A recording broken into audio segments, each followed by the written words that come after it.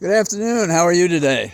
Well, I've been scribbling and writing for the U.S. Circuit Court of Appeals in D.C. all day, so I haven't been tuned in except for a couple of stories that bother me. It's a little cold right now, in the 40s, overcast, beautiful. Sort of fits my mood about politicians we care about. The experience I've had over a lifetime of being somewhat obsessive about politics is that these guys and gals will break your heart. And I say that because I don't know if I'm going to have my heart broken or not by Joe Biden. I'd like to think that, I don't know what to think yet because I don't have enough facts. And I think the mistake is if you have a story to tell, you tell it immediately at first and then you shut up. So, not remembering or not knowing, well, that could be true. You know, say 6 years ago I took a document and I took it home for some reason or other. But I shouldn't have done it. It was classified. So how did it get there? And I think telling the story straight and direct is a key. So first we had some documents at Joe Biden's office when he was, in retirement from being vice president. And now there are apparently some documents at his home.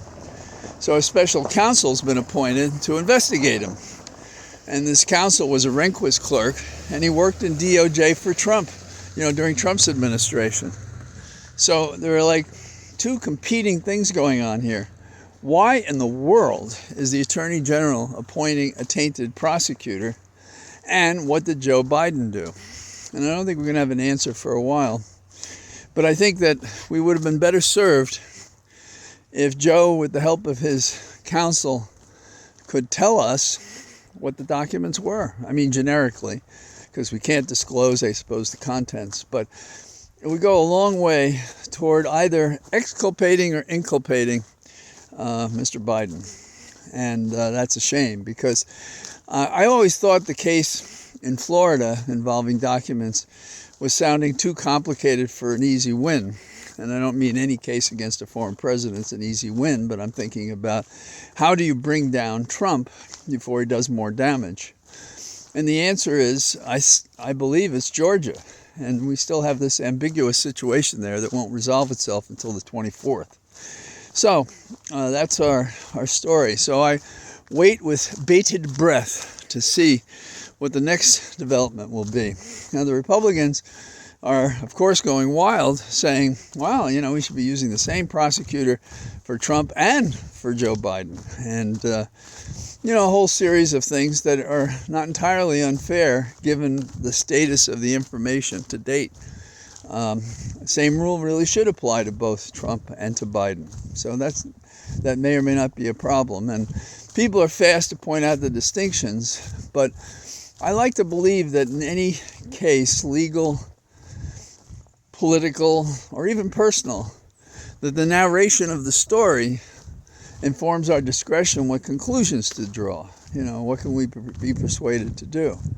Now, I don't have an innocent explanation for Biden having documents, and I guess you get points for coming forward with them by your counsel. But how long ago were they there, and what prompted them to be, quote, found and disclosed now? So all of that's going to be mishigas. It's going to be a mess. And so I look forward to finding out what the facts are. The reason I went into corruption out of law school after clerking was because I thought there was nothing worse in public life than the things those given a trust might betray. And they could betray it by negligence or by accident, and in this case that would be better. Or they can do it by intent. And so I don't know on a spectrum of possibility where Biden is. I do have a very strong feeling, given the more complicated set of facts, where Trump is.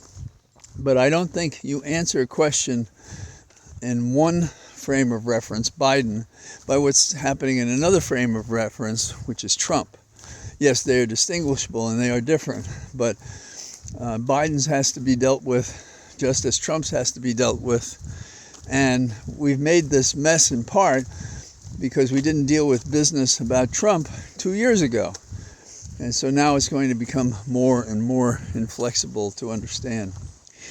The interesting development on the Trump presidential campaign is I believe he's talking in South Carolina today, and it's his first rally in a while, and I'm sure he's going to be talking about Mar-a-Lago and why he didn't do anything that Biden didn't do, and so we're off to the races. This might be a good time for some of us to look into some of these series that are interesting, like White Lotus. I saw part of it the other evening, and I thought it was peculiar, actually, but it was kind of silently engaging. So, in the meantime, I'm out walking. As I said, because I haven't followed what's going on today, I was defending my clients in court. I have pain patients, and I'm demanding that they have a right to have a say about whether or not they can be denied prescriptions because of allegations, then in my mind, about the practice of a medical doctor. So, until tomorrow, I'll see you then from my cathedral of trees. Bye-bye.